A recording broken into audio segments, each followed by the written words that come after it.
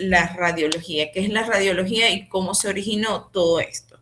La historia de los rayos X comienza más o menos en el siglo XIX, cuando un científico británico llamado William Crookes comienza a evaluar el efecto de los gases al aplicar descargas eléctricas. Él se dio cuenta que cuando aplicaba cierto grado de descarga eléctrica a unos gases determinados, se comenzaba a producir como un brillo un poco verdoso. Sin embargo, fue en 1895 cuando Wilhelm Conrad él comienza a estudiar estos tubos de Crookes y se da cuenta que logra impregnar una imagen que pareciera que que ciertas sustancias se vuelven invisibles al contacto con estas imágenes. Y es así como él logra la primera radiografía humana. No es hasta 1897 que Nikola Tesla descubre el peligro que representa para el organismo estar expuesto a estas radiaciones. Y esto es súper importante y siempre se lo pongo y se los comento porque muchas veces se nos olvidan que estos también son rayos ionizantes que a la larga pueden tener efectos adversos. Entonces siempre es importante tener en cuenta que aunque los efectos no los veamos inmediatamente y que nos parecen inocuos, los rayos X representan un peligro potencial para el paciente e incluso la persona expuesta. Cuando nosotros comenzamos a definir radiología, pues lo podemos definir como la ciencia que estudia las imágenes diagnósticas, ese campo experimental que usa diversos métodos para obtener imágenes del cuerpo y que nos permiten estudiar, nos permiten ver un poco más allá de lo que está a la simple vista. Va a provenir del sustantivo latino radius, que puede traducirse como rayo, y de la palabra griega logía, que es sinónimo de estudio. Pero de forma tangible, ¿qué es la radiología? Todos hemos escuchado muchas veces que es un tipo de radiación electromagnética que nos permite impregnar una placa radiográfica, lo cual va a ser el elemento al cual se va a exponer la imagen radiológica. Pero de forma tangible yo creo que lo podemos definir y a mí me gusta mucho esta definición porque es bastante clara y concisa y se basa un poco de lo que vamos a hablar hoy. La radiografía es una fotografía bidimensional que se va a producir de un cuerpo que es tridimensional. Entonces, aquí hay dos características muy importantes. Primero, que es una fotografía, véanlo como una fotografía y como tal se va a producir la imagen. Dependiendo de cómo esté el cuerpo que está siendo fotografiado, va a ser la imagen que nosotros vamos a lograr ver. Y tomar en cuenta también que solo vamos a ver dos planos, largo y ancho, pero no vamos a lograr ver profundidad. Por lo que estas imágenes que estamos viendo no van a ser del todo ciertas, sino que van a ser una sumatoria de imágenes que nos van a dar ciertos patrones que nosotros tenemos que interpretar. Cuando nosotros hablamos de las proyecciones radiológicas, pues es fundamental que ustedes conozcan las más comunes. Vamos a tener las proyecciones PA, en la que ustedes pueden evidenciar, vamos a poner acá puntero, en la que ustedes pueden evidenciar cómo el rayo o el haz de luz va a incidir en la parte posterior del cuerpo que está siendo irradiado y la parte anterior de ese cuerpo está pegado al chasis y es la imagen que más se va a impregnar.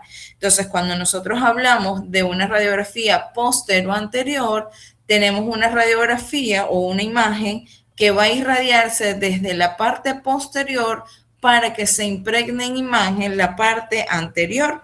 Sucede lo contrario con las radiografías AP. Vean que acá vamos a impregnar o el rayo de luz va a penetrar primero en la parte anterior, impregnando o estando pegado el chasis en la parte posterior. Y esto es importante porque muchas veces vamos a ver mejor las estructuras que están pegadas al chasis, las que están más alejadas del chasis, pues esas estructuras, si son pequeñas, pueden pasar desapercibidas. También es importante que ustedes sepan que generalmente las proyecciones AP las realizamos en los niños hasta los 5 años, ya que son poco colaboradores, y una vez que ellos son un poco más, y en los pacientes encamados que tienen alguna imposibilidad para movilizarse. Una vez que el paciente es un poco más grande o colaborador, pues se prefieren las proyecciones póstero-anteriores. Cuando nosotros tenemos una radiografía, cuando ya tenemos la imagen radiológica, pues nosotros siempre como vamos a ver más adelante, vamos a evaluar los factores técnicos, es importante que nosotros sepamos cómo se realizó esa radiografía. Y vean que muchas veces es muy difícil distinguir cuando una proyección es PA y cuando una proyección es AP. Y pues un dato súper sencillo para que ustedes aprendan a diferenciarlo es buscar los arcos costales. Nosotros vamos a ver cuál es el arco costal que mejor se ve, sabiendo ustedes que anatómicamente los arcos costales anteriores son más curvados que los arcos costales posteriores. Eso lo que nos va a permitir a nosotros es diferenciar que si, como en esta radiografía, nosotros podemos ver mejor o con mayor definición los arcos curvados, eso quiere decir que nuestra radiografía fue posterior anterior. El haz de luz incidió por la parte posterior del cuerpo y los arcos que estaban en contacto más cercano con el chasis eran los anteriores y por lo tanto son los que mejor se ven. A diferencia de las proyecciones AP, donde ustedes pueden ver que el arco costal que vemos con mayor definición son los posteriores. Vamos a tener además las proyecciones laterales en las que se va a apoyar el hemitórax izquierdo sobre la película, ayudándonos a identificar claramente lo que serían el esternón y la columna dorsal, que van a ser estructuras que normalmente no vamos a ver en una proyección PA. Vamos a tener la proyección lordótica, que es una proyección realmente que se usa poco, es una proyección que nos ayuda a ver mejor o con mayor definición las clavículas y los ápices, en donde el paciente se va a inclinar en unos 45 grados de forma caudal. Sin embargo, es una proyección que produce muchas distorsiones anatómicas y que puede prestarse a confusiones. Como ustedes saben, muchas veces en pediatría casi que nuestras proyecciones frontales terminan siendo una lordótica por la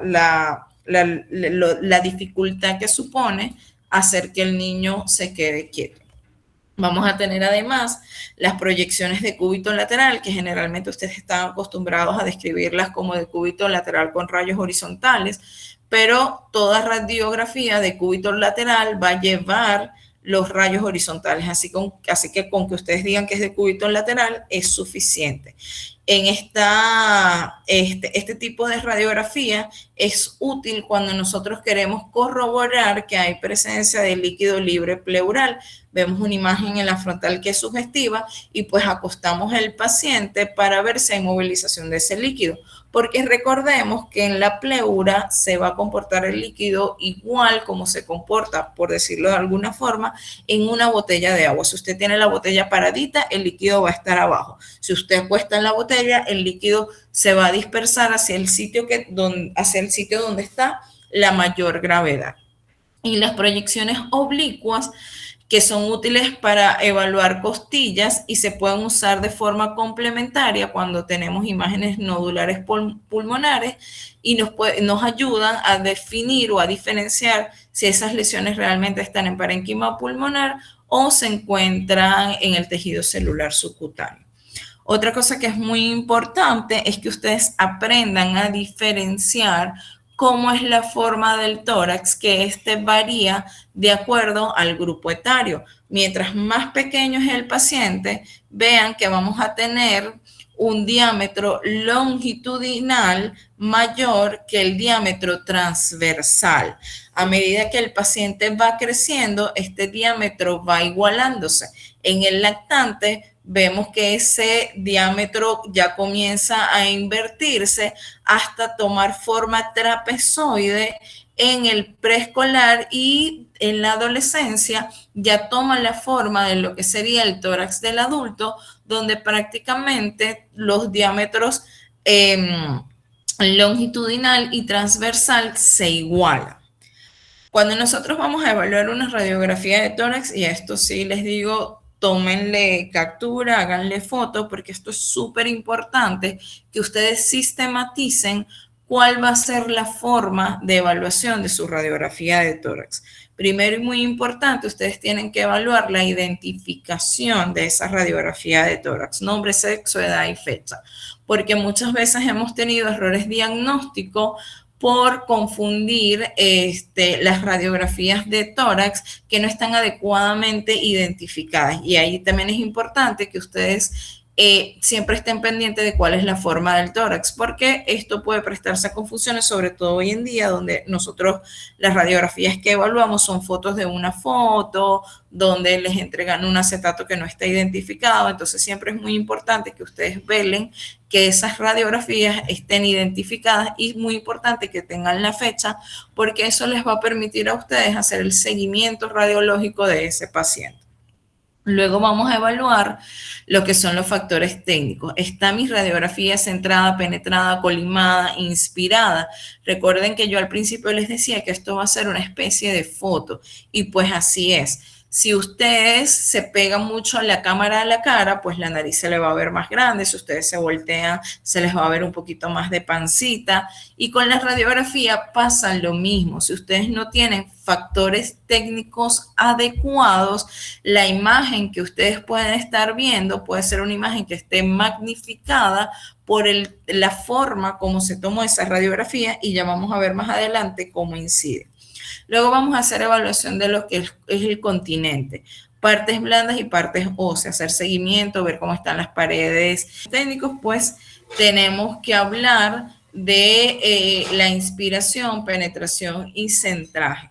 Cuando nosotros hablamos de inspiración o de un pulmón a su máxima capacidad, nosotros vamos a apoyarnos en lo que serían los arcos costales para poder saber si esta radiografía está adecuadamente inspirada. ¿Y por qué esto es importante?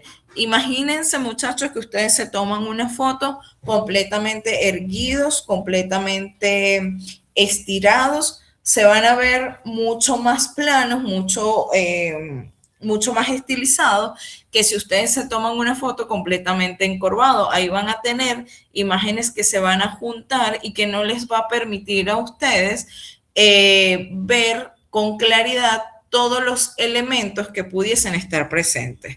Cuando nosotros hablamos de inspiración, entonces nos toca contar los arcos costales. Si contamos, para nosotros poder saber que una radiografía está completamente inspirada, entonces tenemos que ver cuál es el primer arco costal que corta el diafragma. No son los arcos costales visibles. Ustedes van a buscar ver cuál es el primer arco costal que hace contacto con ese diafragma. Entonces, si contamos los anteriores, vamos a ver que debería estar en contacto entre el quinto y el sexto arco costal, y si contamos los posteriores, vamos a ver que entra en contacto el noveno o décimo arco costal. Cuando nosotros hablamos de penetración, hablamos de la cantidad de kilovoltaje que se irradia a ese cuerpo o a esa masa atómica que compone todo el cuerpo. Esto debería calibrarse en función al tamaño del paciente, en función a la edad, en función a su masa corporal. No siempre es así, por eso vemos que muchas veces tenemos radiografías que se ven más penetradas o menos penetradas. Cuando nosotros vamos a evaluar la penetración, deberíamos ver mínimamente los cuerpos vertebrales a través de la silueta cardíaca, pero no se deberían ver los elementos posteriores de las vértebras, es decir, las apófisis no deberían estar visibles. Cuando nosotros hablamos de centraje, pues vamos a ver, yo sé que muchas veces ustedes dicen que la clavícula, pero realmente lo que nosotros tenemos que ver es esa articulación externoclavicular. Ahorita más adelante se lo voy a mostrar más en detalle, pero nosotros debemos ubicar esas apófisis espinosas y ubicamos además la articulación externoclavicular y medimos. Ambas articulaciones externoclaviculares, tanto derechas como izquierdas, deben estar equidistantes de las apófisis espinosas, es decir, tener la misma distancia de la apófisis espinosa a la articulación derecha como de la izquierda.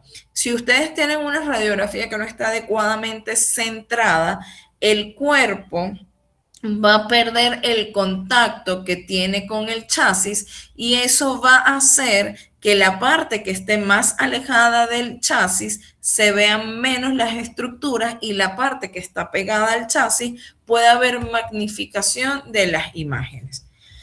Otro factor técnico importante es el factor técnico de colimación. Si ustedes tienen o ustedes calculan, el técnico calcula una cantidad de rayos determinadas, pues esos rayos deberían ir a irradiar la zona anatómica que ustedes quieren estudiar. Si esa máquina no se colima adecuadamente, esa cantidad de rayos que probablemente sea la adecuada para esa masa atómica, no va a ir a irradiar un punto en específico, sino que se dispersa en el ambiente, pues va a ser más difícil que ustedes tengan un buen efecto de penetración. Entonces, cuando nosotros hablamos de colimación, hablamos de que estamos irradiando la estructura anatómica que necesitamos estudiar. Se deben ver, en el caso del tórax, no máximo de la cuarta cervical, se deben ver adecuadamente los vértices, al menos 2 centímetros por fuera de la parrilla costal de ambos lados y se deben ver al menos 2 centímetros por debajo de lo que serían los ángulos costofrénicos y costodiafragmáticos. Vean aquí una radiografía de tórax del mismo paciente en el mismo momento, como esta radiografía que está en expiración, es decir, que no está al máximo de su capacidad inspiratoria, fíjense cómo se ve.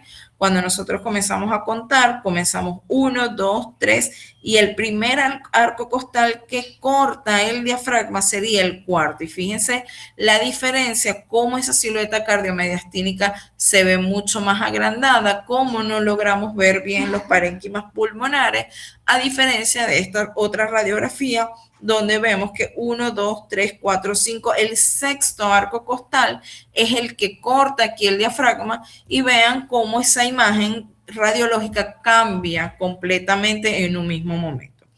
Esta imagen bastante acercada para que puedan ver cómo hacemos nosotros o cómo vemos la rotación de una imagen radiológica. Fíjense que aquí tenemos las apófisis espinosas y acá vemos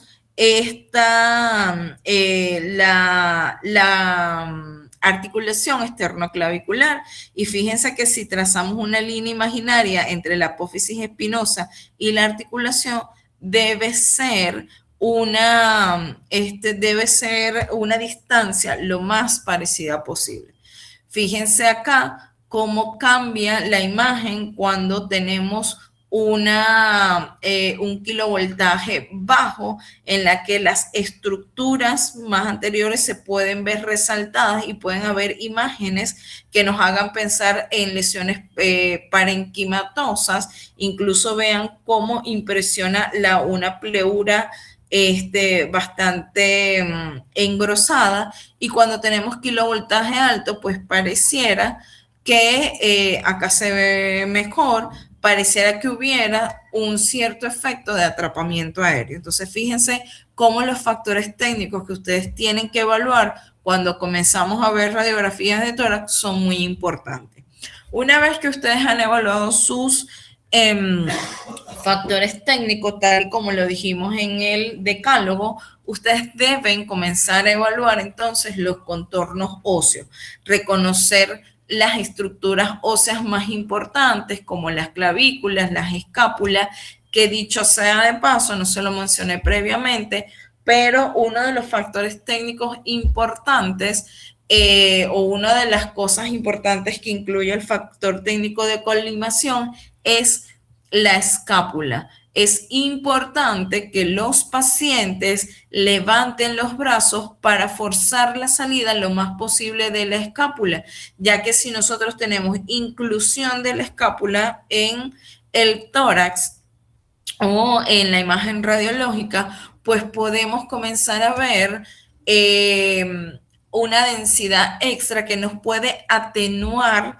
imágenes radiológicas importantes. Entonces, dentro de la colimación también entra el hecho de que debemos excluir las escápulas. Entonces, así evaluamos todos los contornos óseos, vemos las clavículas, las escápulas y vamos bajando uno a uno los arcos costales, tanto los anteriores como los posteriores y los cuerpos vertebrales, que nos ayuden a buscar si hay lesiones fuera del parénquima pulmonar que pudiesen estar condicionando de alguna forma la clínica del paciente. Una vez que nosotros hemos evaluado los contornos óseos, pasamos a evaluar los contornos vasculares que generalmente están en el mediastino. Entonces comenzamos evaluando el contorno vascular derecho, que va a comenzar, si lo seguimos desde arriba hacia abajo, por la vena brachiocefálica derecha, que al unirse con la vena que al unirse con la vena brachiocefálica izquierda va a formar lo que sería la vena cava superior. Si nosotros seguimos descendiendo, vamos a ver la aurícula derecha, y muchas veces en algunos pacientes, sobre todo los pacientes delgados, podemos ver lo que sería una interfaz que va a corresponder a la vena cava inferior y que muchas veces se confunde con procesos parenquimatosos. Del lado izquierdo vamos a comenzar en la parte superior con la imagen que se produce por la interfaz de la arteria subclavia izquierda y seguidamente en la parte inferior el botón aórtico. Luego vamos a ver una concavidad que va a estar representada por lo que es la vena aortopulmonar. Esta concavidad es importante porque cuando se pierde debemos pensar en lesiones ocupantes de espacios mediastinales. Posteriormente vamos a ver la orejuela de la aurícula izquierda y el ventrículo izquierdo, que es lo que ocupa la mayor parte del mediastino. Cuando nosotros evaluamos la lateral, también es importante que evalúen las estructuras mediastinales. Aquí vamos a ver imágenes que no son visibles en la anterior, como por ejemplo el contorno óseo de la escápula. Vamos a tener una imagen más completa de lo que sería la silueta cardíaca, permitiéndonos evaluar el ventrículo derecho, el ventrículo izquierdo y la aurícula izquierda. Adicionalmente podemos ver el contorno de la tráquea en la parte anterior, esta línea blanquecina que sería el contorno tráqueo-esofágico, que es muy importante. Si ustedes ven que esa línea está engrosada más allá de 2 milímetros, pues tienen que pensar que hay lesiones retrotraqueales. Vemos que en la parte posterior se delimita perfectamente lo que sería el esófago. Nos permite evaluar además de una forma más completa lo que sería el hilio pulmonar, permitiéndonos ver los bronquios, tanto el bronquio derecho, que siempre va a estar por encima del bronquio izquierdo. Generalmente el bronquio izquierdo a veces no se ve, a veces se ve muy pequeño, y pues nos permite evaluar además lo que serían los vasos correspondientes a las venas y arterias bronquiales. Una vez que ustedes han entendido la anatomía de los contornos o de lo que sería el continente de esta radiografía, es importante que sepan identificar la segmentación pulmonar en función a la radiología. Muchas veces yo creo que esta imagen no hace tanta justicia, ya que cuando nosotros evaluamos la segmentación pulmonar o cuando nosotros evaluamos una radiografía de tórax, la mayor parte de la visión frontal va a estar ocupada por lo que sería el lóbulo superior. Sin embargo, esta es una forma bastante esquemática para que ustedes puedan identificarlo. Generalmente estos lóbulos van a estar delimitados por las cisuras que no deberían ser siempre visibles en la radiografía de tórax, a menos que estén engrosadas o que hagan una proyección lateral en la que se puede ver la cisura mayor. Entonces vamos a ver que el pulmón derecho va a quedar dividido en 3 lóbulos, como ya dijimos, por la cisura mayor y menor. El lóbulo superior, que se va a dividir en 3 segmentos, el apical, el anterior y el posterior. Luego vamos a ver el lóbulo medio, que este lóbulo medio se va a dividir en 2 segmentos, lo que sería el medial y el lateral. En realidad, el medial está aquí representado más esquemáticamente porque el lóbulo medial es esa cara que está más en contacto con el corazón. Nosotros realmente del lóbulo medial podemos ver algo bastante pequeño, porque si se lo imaginan en una forma 3D, ese lóbulo medial es el que está completamente adosado a ese corazón. El lóbulo inferior derecho, que se va a dividir en 5 segmentos. El apical, que solo va a ser visible en la lateral. Vamos a tener el basal anterior, el basal medial y el basal posterior. Fíjense que lo que nosotros podemos ver del lóbulo inferior en la radiografía de tórax es bastante poco. De hecho, en la vida real es un poco menos, más o menos por aquí a donde yo le estoy señalando, es lo que nosotros podemos ver del lóbulo inferior. Por eso siempre es importante que ustedes pidan y se acostumbren a pedir las 2 proyecciones radiológicas, porque nos va a permitir ver profundidad y en el caso del pulmón, el lóbulo, el lóbulo inferior es lo que va a estar más visible en la lateral.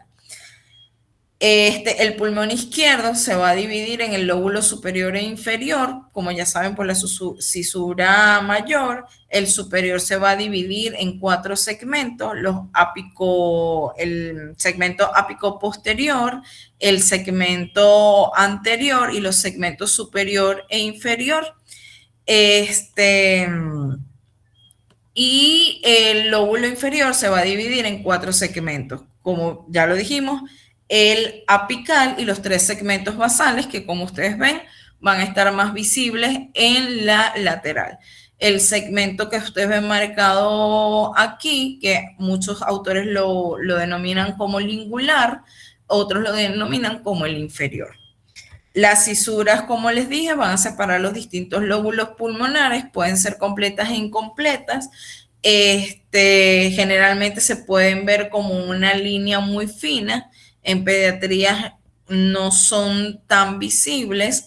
En la lateral ustedes pueden ver cómo aparece esa cisura mayor y muchas veces visible la cisura menor.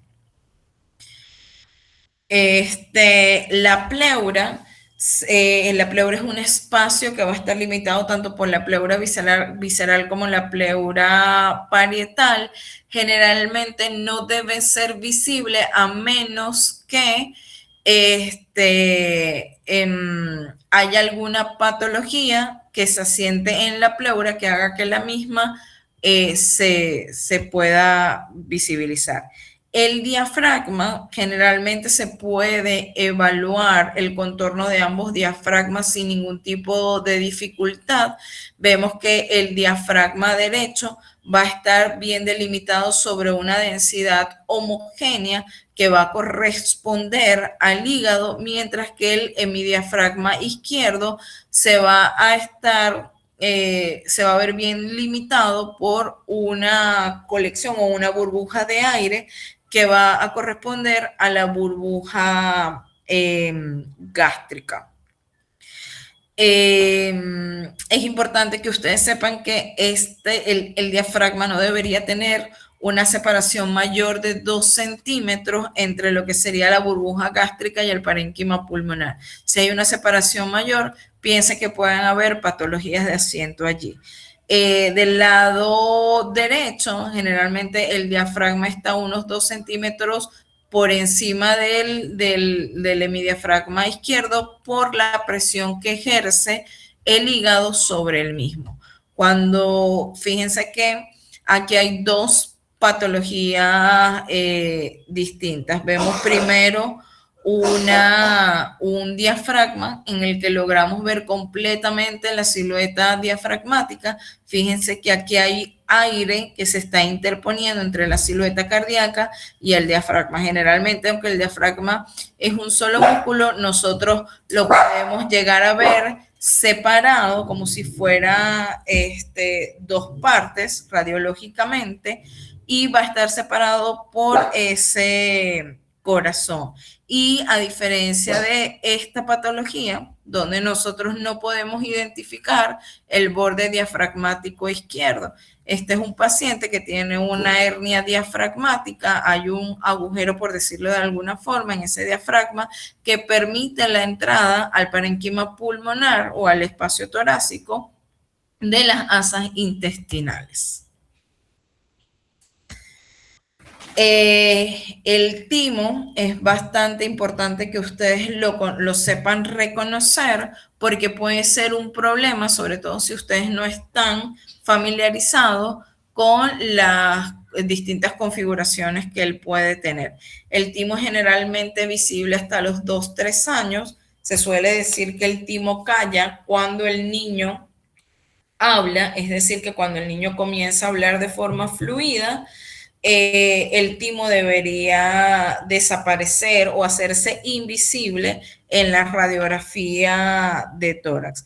Generalmente el timo lo vamos a ver como un ensanchamiento mediastínico que tiene que ser bilateral, de bordes bien definidos y que se confunde con la silueta cardíaca. Si ustedes logran determinar o evaluar la silueta cardíaca por encima de esa silueta, pues hay que tomar en cuenta que probablemente no sea timo. Si es timo, se debe ver como se ve acá. No definimos dónde comienza el timo y dónde está la silueta cardíaca, pareciera que fueran uno solo. El timo puede ser muy variable y puede contribuir a que esa silueta cardiomediastínica se vea aumentada de tamaño e incluso puede confundirse con atelectasia o neumonía, sobre todo en los lóbulos superiores. Hay variantes anatómicas del timo, como en este caso, vemos cómo se produce lo que se conoce como la onda tímica. Vean que el timo pareciera estar ondulado y eso es por la presión que ejercen las costillas en esa silueta, en ese timo. Y vemos otra variante que es muy común, sobre todo en lactantes pequeños, que es la imagen de la vela tímica, ¿ok? Que va a ser frecuente del lado derecho, a diferencia de las atelectasias. Vean que esta imagen tímica tiene su base hacia el mediastino, a diferencia de las atelectasias, donde también van a ser unas imágenes triangulares, pero que su base va a ir hacia costal. El índice cardiotorácico, que ya prácticamente no lo realizamos porque para hacerlo tiene que hacerse con la imagen en físico, no podemos hacerlo la medición sobre los teléfonos. Vamos a medir la distancia mayor desde la línea media de la columna hasta el borde cardíaco derecho, hacer lo mismo del lado izquierdo y el diámetro torácico transverso a nivel de los diafragmas. Eso vamos a aplicar esta fórmula que está acá y nos va a dar un índice en el que podemos ver que en los neonatos es de 0,60, en menores de 2 años 0,55 y en mayores de 2 años 0,50. El índice cardiotorácico nos ayuda a identificar si hay cardiomegalias. Importante evaluar en las radiografías también los artefactos. Muchas veces podemos tener tener algunos artefactos en el cuerpo del paciente que simulen algunas lesiones, como por ejemplo el cabello, las trenzas pueden simular lesiones parenquimatosas, los pliegues cutáneos, sobre todo de los pacientes que son bastante gorditos, pueden darnos una falsa imagen de la línea pleural o simular un neumotórax. Y así pues tienen que estar pendientes de cuáles son esos artefactos que pudiesen aparecer, que sumen imágenes a la radiografía de tórax y que nos hagan pensar en patologías que no están. Entonces, ya habiendo sabido o ya habiendo explicado lo que nosotros deberíamos ver en una radiografía normal, vamos a comenzar a hablar de patrones radiológicos. No se asusten, solo vamos a hablar de los patrones radiológicos más importantes al nivel de ustedes, porque como ustedes pueden ver, nosotros tenemos 3 patrones: el patrón parenquimatoso, el patrón extrapleural y el patrón pleural. Y cada uno de esos patrones agrupa otros patrones que nos ayudan a definir ciertas enfermedades. Solo vamos a hablar de los más importantes. Yo sé que en este momento se deben estar sintiendo con mucha ansiedad, pero yo creo que si ustedes logran evaluar de forma adecuada una radiografía normal, y quizás por eso es que me extiendo tanto en esa parte, el resto es súper sencillo. Entonces, no sé si hasta el momento tienen dudas. Si tienen dudas, pueden abrir el micrófono y las conversamos antes de continuar.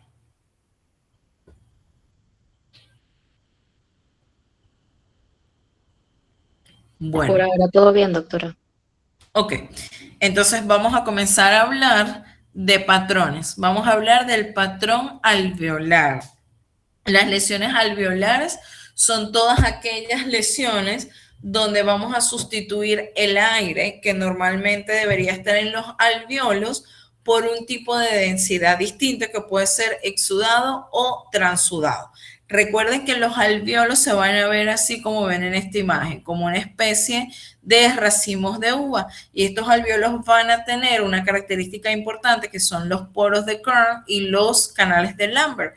Estas estructuras van a permitir el paso del exudado o el transudado de un alveolo a otro, pero ellos no se van a ocupar todos de forma homogénea, y esto es importante para que ustedes entiendan una de las cosas más llamativas de cuando nosotros evaluamos el patrón alveolar, y es que este patrón va a tener bordes mal definidos y que va a ser una radiopacidad que no va a ser homogénea, sino que va a ser heterogénea. Y va a ser heterogénea porque se va a ocupar un alveolo sí, un alveolo no, la parte de este alveolo sí, la parte de este alveolo no.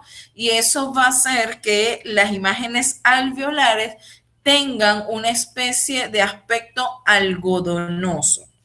Solo existe una excepción a esta regla que va a ser, como la vamos a ver en una imagen más adelante, que va a ser cuando ese proceso consolidativo alcance una cisura. Si tenemos una cisura, esa expansión de esa densidad en el alveolo se va a ver limitada, y por lo tanto ustedes pueden ver una imagen que va a estar bien definida.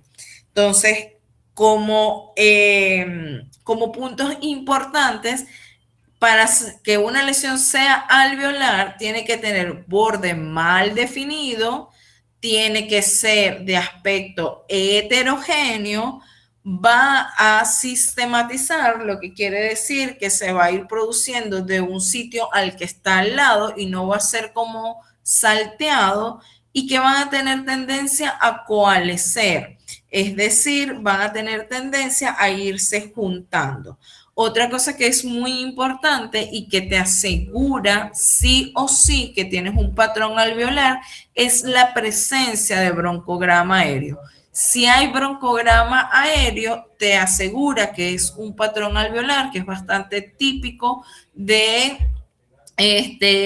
patologías como la neumonía, la contusión pulmonar, pero si no está presente, no te lo descarta. Y aquí yo quiero que nos detengamos un segundo, porque es bastante común que ustedes pongan broncograma aéreo y ni siquiera sabemos lo que es un broncograma aéreo. Ustedes, yo creo que todos en algún momento de la vida lo lanzamos así para quitarnos el saco, porque hemos visto que eso es repetitivo.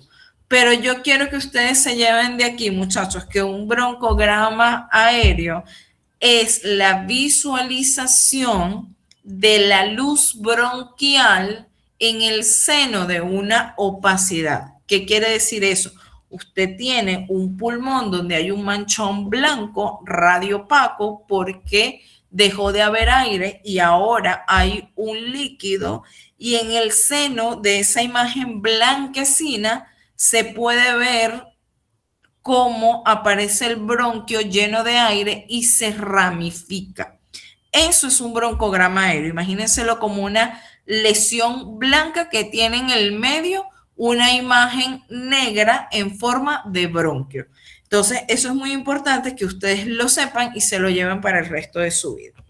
Como ustedes pueden ver aquí, vemos que tenemos una lesión alveolar que tiene bordes mal definidos, excepto aquí abajo, porque fíjense que justo donde limitan la cisura, allí es donde está la cisura que está limitando ese proceso consolidativo que no permite que sistematice o se extienda, sino que lo mantiene contenido allí. Entonces vean que la imagen es heterogénea. Yo tengo, acá creo que se ve mejor, tengo áreas muy blanquecinas con áreas más aireadas, es decir, más negritas. Fíjense que yo no puedo definir dónde comienza y dónde termina, igual en esta parte. Acá no se logra ver broncograma aéreo, pero fíjense que tenemos una imagen de bordes mal definidos, que es de aspecto algodonoso o heterogéneo, y que tiende a coalescer o que va sistematizando de un sitio a otro. ¿Está eso claro? Ok. Patricia, quedan 5 minutos. Yo hice una sesión a partir de las 8. Ok. Si la necesitas, ¿ok? Sí, por favor. Envía correo y se lo voy a enviar a Gustavo para que le pase a los compañeros, ¿ok? Chévere, Doc, gracias. Entonces, pasamos al patrón del patrón alveolar. Ese es el más importante que yo quiero que se lleven, porque eso es lo que les va a ayudar a ustedes a definir patologías súper comunes para la práctica clínica, como la neumonía. Entonces pasamos al patrón bronquial, que patrón bronquial tiene otros patrones implicados, como patrón de engrosamiento bronquial, las bronquiectasias, pero yo quiero que ustedes se aprendan los más comunes. Entonces vamos a hablar de la telectasia. La telectasia es una reducción de volumen. Ustedes en la telectasia van a tener colapso de un segmento o van a tener colapso de un lóbulo completo, dependiendo de cuál es la estructura anatómica que esté comprometida. Entonces, ¿qué es importante en la telectasia? Nosotros decíamos que en el patrón alveolar íbamos a tener una imagen que iba a ser heterogénea. En la telectasia, la imagen va a ser homogénea, porque se va a colapsar todo ese componente o ese segmento, y va a hacer que todas las estructuras anatómicas se agrupen. Entonces, bueno, algo que no se los mencioné anteriormente y que es súper importante es que en el patrón alveolar la lesión es normovolumétrica. ¿Qué quiere decir que sea volumétrica? Yo no estoy sumando volumen ni estoy restando volumen. Yo solamente estoy ocupando un espacio que estaba predefinido con una densidad distinta. Eso va a hacer que yo no tenga ni desplazamiento ni retracción de ninguna estructura. En la telectasia es retráctil, porque al yo perder volumen, porque se está colapsando una parte de mi estructura pulmonar, estoy perdiendo ese volumen y por lo tanto todo lo que está cerca se va a venir o se va a atraer hacia la porción que está atelectasiada, la porción que perdió el volumen. Entonces, fíjense que nosotros en las atelectasias vamos a tener signos directos y signos indirectos. Uno de los signos directos es justamente el desplazamiento de las cisuras o de las imágenes mediastinales, de los componentes mediastinales hacia el sentido del pulmón colapsado. Vamos a tener una imagen radiopaca que va a ser heterogénea, que pudiese ser triangular. Generalmente puede verse como una imagen triangular cuya base va siempre hacia costal. Ustedes no van a ver una telectasia que tenga el vértice hacia la parrilla costal. Va a haber la telectasia que tiene la base, es decir, la parte ancha hacia la parrilla costal. ¿Qué otras cosas podemos evidenciar? Elevación del hemidiafragma afectado porque, bueno, obviamente al yo perder aireación, al yo perder espacio, todo se va a ver retraído hacia esa parte del pulmón colapsado. Vamos a ver estrechamiento de los arcos costales, es decir, esos arcos costales van a perder su separación y van ellos a verse como más juntos, ¿ok? Y puede haber también en pacientes muy pequeños con atelectasias importantes, podemos llegar a ver hundimiento o retracción de la parrilla costal. Adicionalmente, si la telectasia es importante, podemos ver enfisema compensador en la parte contralateral, porque si yo tengo un pulmón o un segmento pulmonar que está colapsado, el resto tiene que compensar, ¿sí?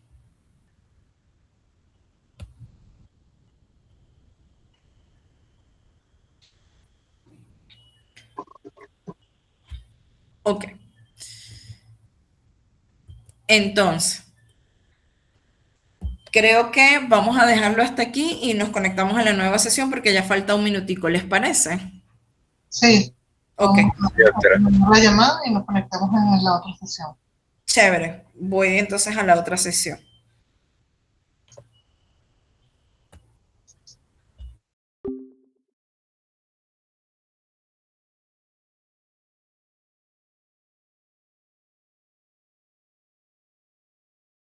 De unir todo. Ok, ahí estoy compartiendo. ¿Lo pueden ver todos?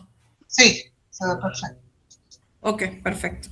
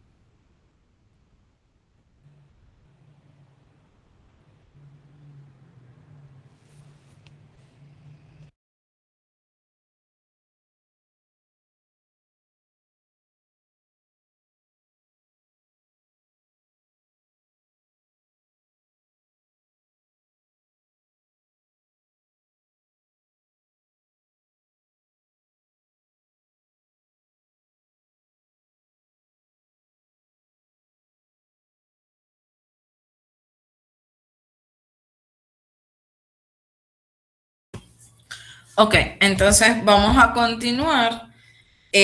Vamos a hablar ahora del patrón pleural, El patrón pleural tiene dos formas principales, que uno va a ser por ocupación gaseosa, que será el neumotórax, donde entre esas hojas pleurales pasa a haber aire, y por ocupación líquida, que será entonces el derrame pleural, donde entre esas hojas pleurales pasa a haber líquido. Cuando nosotros tenemos un neumotórax, pues radiológicamente es bastante sencillo de reconocer, ¿no? Vamos a ver, déjeme poner acá el apuntador. Ok, vamos a ver que va a haber una separación de la pleura visceral de la pleura parietal. Ya. La pleura parietal va a quedar pegada a lo que sería la parrilla costal, y la pleura visceral se retrae junto con el pulmón colapsado. Entonces, les va a permitir a ustedes ver que en ese espacio donde deberíamos tener el parénquima pulmonar, va a haber una hiperclaridad. No va a ser posible que ustedes vean el paquete, no vamos a tener los vasos ni los bronquios. Entonces vean que se va a ver el muñón del pulmón colapsado, que es fácilmente distinguible porque se va a ver como apilonado. Va a depender también del grado de neumotórax. Recuerde que no siempre se van a ver así. Ustedes pueden tener neumotórax marginales, pero en líneas generales ustedes van a ver ese muñón pleural, ese muñón pulmonar, que va a estar hacia el mediastino, y ausencia de lo que serían los vasos y los bronquios en el resto del espacio. Fíjense la diferencia de cómo se ve esta imagen a cómo se ve en el lado contralateral, donde ustedes deben ser capaces de evidenciar los vasos y los bronquios más grandes, porque los bronquios pequeños, al estar llenos de aire, pues no van a ser visibles. Y dependiendo de la severidad del neumotórax o del grado del neumotórax, pues también van a tener desplazamiento mediastínico hacia el lado contralateral del neumotórax y aplanamiento de lo que sería el diafragma. Fíjense acá estas imágenes que yo les traje. Fíjense cómo podemos ver esta hiperclaridad total acá. No vemos ningún tipo de densidad distinta a los arcos costales que me atenúen esta imagen radiológica, y vemos el pulmón completamente colapsado de este lado. Fíjense aquí cómo podemos ver esa silueta pulmonar completamente colapsada, con ausencia de lo que sería el paquete broncovascular de este lado. Fíjense cómo desplaza las estructuras. Fíjense que la tráquea debería ser central y la está desplazando la presión del aire, la desplaza hacia contralateral, ¿sí? Vamos a tener la ocupación líquida entonces, que es el derrame pleural, fácilmente distinguible por todos. Vamos a tener en primera instancia una imagen que va a ser homogénea, es decir, una radiopacidad homogénea, porque hay líquido allí que me va a obliterar todo lo que son los senos costofrénicos y costodiafragmáticos, y va a tener un aspecto cóncavo. Yo siempre les digo a los muchachos, imagínense que esto es igual cuando ustedes agarran un vaso de vidrio y le ponen agua y lo ven de forma,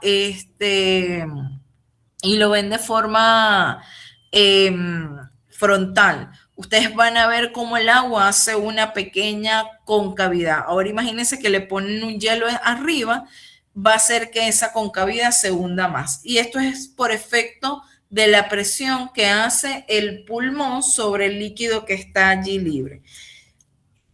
A diferencia de la neumonía, como nosotros dijimos, que era normovolumétrica, y de la telectasia, que era retráctil, el derrame pleural, cuando hay líquido, el líquido va a hacer efecto de masa, por lo tanto va a ser expansivo, va a desplazar todo lo que está cerca hacia el lado contralateral para él poder tener espacio.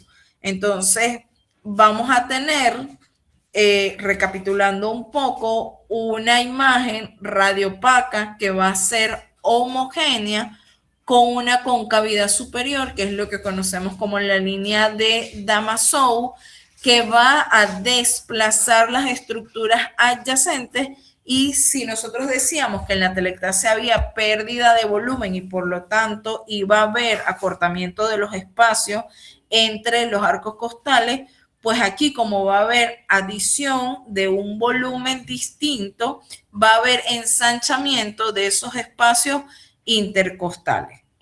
Entonces, acá es muy importante hacer las laterales, porque nosotros podemos ver cómo los ángulos costofrénicos posteriores son los primeros que comienzan a llenarse de líquido, teniendo en consideración que cuando ustedes, para que un derrame pleural sea visible en una radiografía, ya tienen que tener aproximadamente unos 155 cc. Entonces, imagínense que para que pueda verse en la frontal tiene que haber una mayor cantidad de líquido. Entonces, la primera sospecha de líquido pleural puede ser cuando ustedes ven cómo estos ángulos se obliteran. Fíjense que ellos deberían ser más profundos y con un ángulo más recto, y fíjense cómo se va perdiendo esa profundidad y esa rectitud del ángulo. Y obviamente cuando hacemos la decúbito lateral, sí dijimos que cuando el derrame pleural está libre, se va a comportar tal cual como cuando ustedes tienen el líquido en un vaso. Si ustedes voltean el vaso, en este caso acostar al paciente, pues ustedes pueden ver cómo ese líquido se va a desplazar. Si lo ponen de cabeza, con la cabeza hacia abajo, ustedes van a ver cómo ese líquido se va a desplazar, porque el líquido va a ser, a pesar de que esté en el pulmón, va a ser dependiente de la gravedad. En el caso de que el derrame pleural esté loculado o no esté libre, pueden verlo adherido a la pleura, y muchas veces, bueno, este signo se llama el signo de la mujer embarazada, porque literalmente se va a ver así, se va a ver como la barriguita de una mujer embarazada que sale, que sale de la pleura. Suele confundirse con procesos neumónicos, pero si ustedes ya saben que el patrón alveolar no va a tener un borde tan definido y la imagen no va a ser heterogénea, no va a ser homogénea, sino heterogénea, ustedes pudiesen estar en la capacidad de pensar que eso no es un patrón alveolar, sino que hay algo más allí. Con el patrón intersticial, pues es importante que ustedes sepan que el intersticio va a ser una red de tejido conectivo que va a servir de soporte al pulmón y que va a ser el compartimiento no aéreo del pulmón. Y por lo tanto, este patrón es mucho más amplio dependiendo de cuál es la estructura que se afecte. Se pueden afectar distintas estructuras como las paredes alveolares, el espacio subpleural, el intersticio peribroncovascular.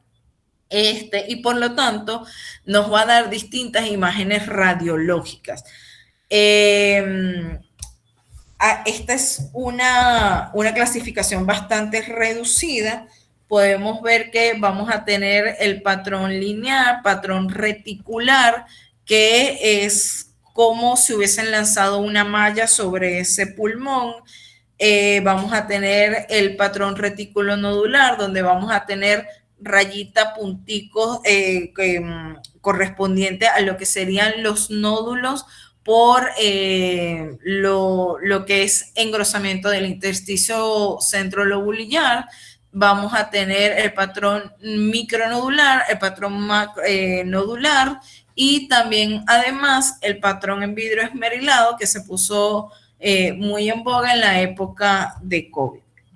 Entonces, vemos que cuando tenemos el patrón intersticial lineal podemos ver esas pequeñas líneas que no corresponden a bronquios y que no corresponden a vasos, sino que, como ustedes pueden ver aquí, es el intersticio donde hay presencia de líquido, edema y edema, que va a hacer que esos espacios intersticiales se vean realzados. Entonces, fíjense cómo esas líneas, pequeñas líneas, pueden verse en todo el parénquima pulmonar. Eso corresponde a un patrón intersticial lineal.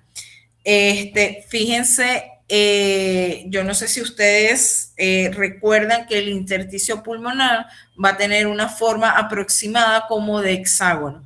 Cuando nosotros tenemos un patrón intersticial reticular, esa forma hexagonal de ese intersticio se va a ver aumentada. Fíjense este pulmón, como pareciera en la parte superior que lo hubiesen lanzado literalmente como una malla de pescar. Fíjense cómo se pueden diferenciar claramente esas imágenes hexagonales y fíjense que en la parte inferior comienzan a aparecer unos pequeños nodulitos. Entonces era como yo les decía, raya, nodulito, raya, nodulito. Ese es el patrón retículo nodular. El patrón nodular, cuando tenemos imágenes micronodulares que pueden confluir entre sí, este sería un micronodular, esas imágenes pueden confluir entre sí para formar nódulos y la diferencia va a ser el tamaño. Si ustedes tienen imágenes menores a 1.5 milímetros, pues será un micronodular, y cuando esas imágenes, cuando esas lesiones aumentan de tamaño, como en este caso, fíjense que tenemos lesiones nodulares. Son imágenes heterogéneas, imágenes bastante homogéneas, de bordes bien definidos, de aspecto circular o redondeado. Estos son imágenes de pacientes que hemos tenido nosotros en nuestro hospital. Estas imágenes son bastante características. Se conoce este patrón o estas imágenes se conocen como imágenes en suelta de globo, que corresponden a metástasis pulmonar. Fíjense aquí, este es otro de retículo nodular. Fíjense cómo podemos ver intersticios inflamados con nodulitos pequeños que corresponden a la inflamación centrolobular. Y el vidrio deslustrado, que es bastante común en infecciones de tipo viral en pediatría e incluso bastante común se extendió como un patrón radiológico bastante común en COVID, donde vamos a tener una opacidad tenue que deja visualizar o que nos permite visualizar las marcas broncovasculares. Fíjense que cuando nosotros comparamos los lóbulos superiores con los lóbulos inferiores, más allá de que hay una silueta mamaria importante que también suma densidad a esta imagen, fíjense cómo las densidades de la parte superior son completamente distintas a la parte inferior, pero que a pesar de que tenemos una oposidad en la parte inferior, nosotros podemos seguir viendo las marcas broncovasculares. Es tal cual, yo siempre, les digo, es como esas puertas de baño donde usted se mete y puede ver la silueta, pero no define claramente la cara, las manos, el rostro de la persona, pues así es el vidrio deslustrado. Es una opacidad que atenúa la imagen, pero que te permite seguir viendo a través de ella. La imagen de la hernia congénita la veíamos hace rato.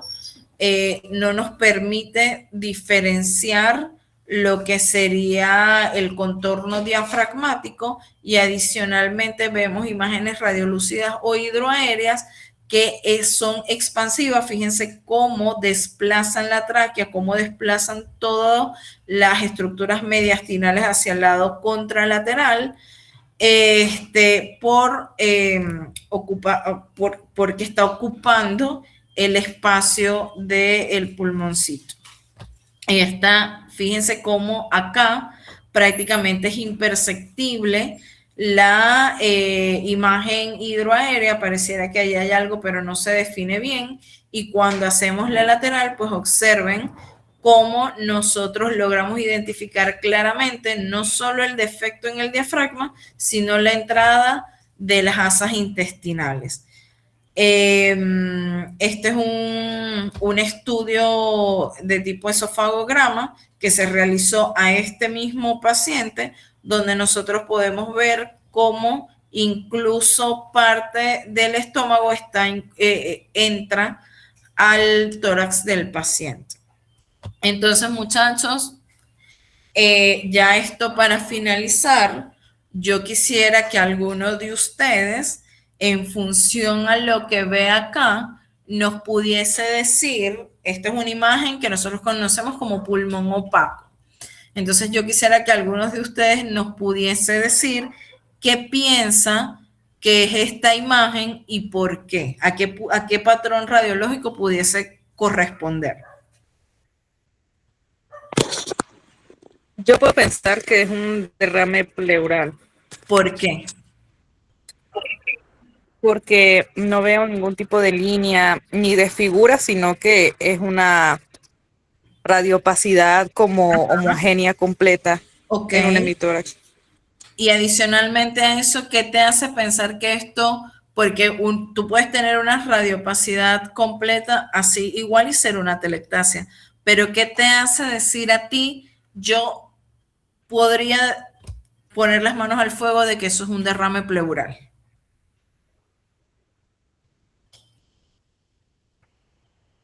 Hay algo muy importante cuando nosotros hablamos de los volúmenes de las lesiones, de qué era normovolumétrico, qué era retráctil. Podría ser que estoy viendo que como que el corazón está siendo desplazado hacia otro lado.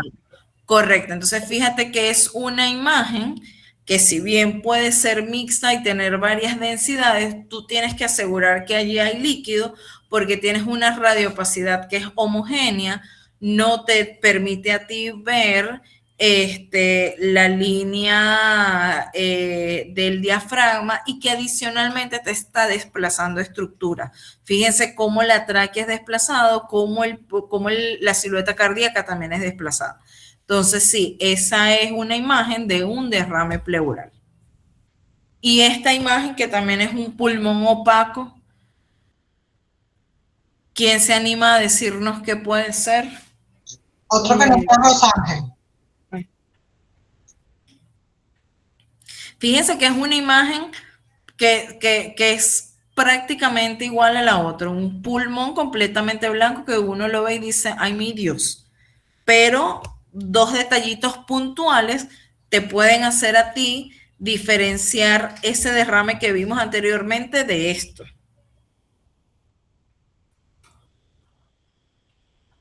Vamos a ver, los voy a escoger yo.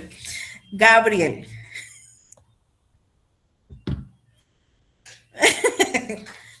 Abre el micrófono, Gabriel. Es que está como ruidoso afuera, pero sí. ¿Cómo? Solo describe lo que ves. Solo describe. ¿Cómo es esta imagen? Vamos a comenzar así. ¿Esta imagen es unilateral o es bilateral? No, es unilateral, definitivamente. Ok. ¿Es homogénea o es heterogénea? Heterogénea. ¿Te parece que es heterogénea? ¿Hay parchados ventilados por aquí? ¿Hay áreas ventiladas? Más allá de que, bueno... Sí, parece más homogénea, es verdad. Es más homogénea, ¿verdad? Porque tú no logras ver la silueta del diafragma, y fíjate que más allá de que, bueno, aquí pudiese parecer que hay algo de aireación, es una imagen bastante radiopaca homogénea. Entonces, fíjate otra cosa, Gabo. ¿Dónde está la tráquea de ese paciente? ¿Está central? ¿Está desplazada? ¿O está retraída hacia la radiopacidad? Está retraída hacia la radiopacidad. Está retraída hacia la radiopacidad. Y el pulmón contralateral, ¿cómo tú lo ves? ¿Lo ves sano? ¿Lo ves demasiado radiolúcido, como si estuviera Sí, como que si estuviera hiperinsuflado, algo o lo así. ves chévere? ¿Cómo? No, sí. Lo veo como hiperinsuflado, exacto, como Ok. bastante radiolúcido, sí. Entonces, si tú tienes una lesión que es homogénea y que es retráctil, es porque habíamos dicho que pierdes volumen, ¿verdad? Ujú. ¿Qué te parece que puede ser esa lesión? Fíjate también cómo los arcos costales tienen sus espacios disminuidos, ¿ok? Fíjate cómo aquí los espacios entre los arcos costales es más grande y aquí los arcos costales se ven como más pegaditos. Rosángel, Yo digo que es un neumotórax. y ves el muñón pulmonar, ¿lo ves allí, Nati? Porque fíjate que para hacer un neumotórax, tú tienes que, y ojo, se puede confundir, es una de las primeras cosas con las que se confunde, porque al ver este pulmón completamente hiperinsuflado y no permitirnos ver correctamente las áreas broncovasculares, pudiésemos pensarlo. Pero el neumotórax sería de este lado o de este lado, del lado derecho o del lado izquierdo. Del lado izquierdo. Del lado izquierdo. ¿Y entonces qué tiene el pulmón derecho?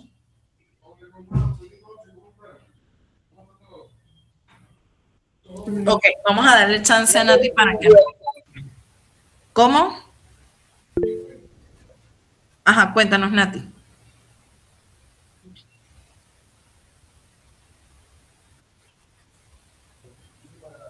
Natalia.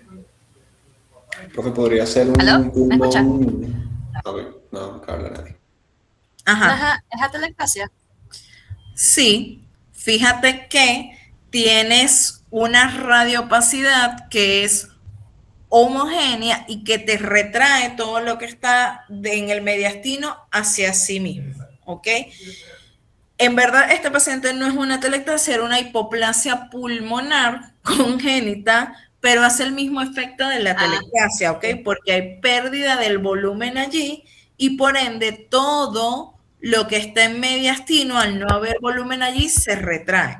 Pero para que vean que 2 o 3 cositas que ustedes aprendan a identificar puede hacer que ustedes se acerquen lo más posible a un diagnóstico, ¿sí? Y fíjate que no es un neumotórax, como había planteado Rosángela en algún momento, porque si bien de este lado, por la hiperinsuflación, es difícil ver las marcas broncovasculares, más allá de este pulmón, tenemos un pulmón que está completamente opaco. Aquí es cuando nosotros como neumonólogos nos preguntamos cuál es el pulmón sano y cuál es el pulmón enfermo. Pero bueno, si este paciente ameritó que le solicitáramos una tomografía, pues así llegamos al diagnóstico. Entonces, muchachos, mensajes para llevar a la casa. La radiografía de tórax debe evaluarse en el contexto clínico y paraclínico del paciente. Debemos conocer los factores técnicos que influyen en la captación de las imágenes y que nos ayuda a realizar una adecuada interpretación. Esto es de interpretación. Mi jefa de neumonología decía que estos son imágenes nada más, como el tango de Gardel, entonces tomen eso en cuenta. En radiografía no siempre es lo que parece, a veces son sombras, y la evaluación sistemática nos ayuda a evitar errores. No sé si tienen alguna duda.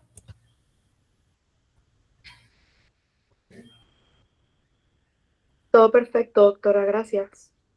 Ok, entonces... Muchísimas gracias, Patricia. Realmente quería recalcar que es importante lo que tú dices de que hay que contrarrestar la clínica con la imagen que estamos viendo, porque fíjate el ejemplo que les pusiste, que es una hipoplasia pulmonar y sin tener ninguna información, entonces pues uno se puede equivocar en el diagnóstico. En cambio, si conocemos la clínica, si conocemos la historia del paciente, pues nos vamos a acercar más al diagnóstico, porque la radiografía del tórax es una herramienta que nos va a ayudar a completar toda esa enfermedad actual y todos esos síntomas y signos que estamos viendo en el paciente. Totalmente. A mí a veces me mandan radiografías y me dicen qué tiene, y yo berro, no sé, si no sabe usted, yo menos. Exactamente. Bueno, muchachos, que tengan feliz noche. Gracias por conectarse. Nos vemos mañana. Excelente clase, Patricia. Muchas gracias. Gracias, doctora. Gracias. Gracias. Hasta luego. Feliz noche. Hasta luego, feliz noche, doctora.